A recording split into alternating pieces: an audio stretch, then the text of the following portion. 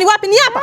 Anita kusua ni hapa. Ni hapa. Hata tujue sisi ni nani. Mimi na mama yangu sio tuwaya. Kama yeye ni mwanaume ajitokeze nje. Saki hiyo shuka chini wewe tuambie. Anita.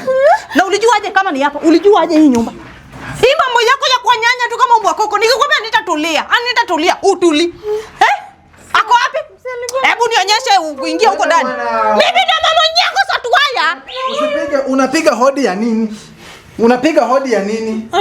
Ule. Anti huyu. Nasubiri kwanza. Soni wewe. Wow. I have come to deal with you like a man. I have come to beat you up. I have come to finish you. Na nimekaa sikia. Mchape. Nimchape.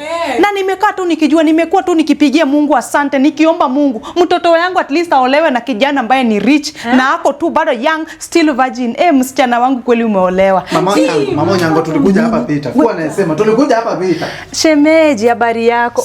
Wewe baby toa machokora hapa. Hao ni kina nani? Sijui. Nini akina nani? Ni wewe ulinidanganya tutanipatia mandazi, ni yeye mandazi ya tena. Ni wewe. Ni nani? Anita. Anita. Mama yangu tulikuja vita. Hapana, huyu msichana sidhani kwa hii nyumba ni kama tu alikuwa na kutest tu kuoa. Anita, na umekaa sana kwangu. Unafaa badilisha hiyo akili. Nini akina nani tuelezee? Mimi ni aunti yake Anita. Mimi ni mama yake. Na alikuwa ameniambia ulikuwa unamdanganya tu na mandazi ya 10 bob, lakini nilikuwa tu emotional, so nimeona ni vizuri unaweza muoa tu. Mimi nimekubali. Kumpea mandazi afanye nini?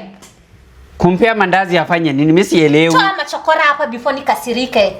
Sasa unakasirika nini mbona? Nitamwagia mtu acid. Toa machokora hapa.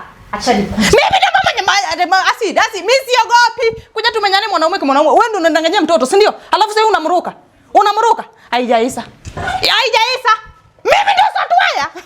Madam, naenda. Wewe. Naenda madam.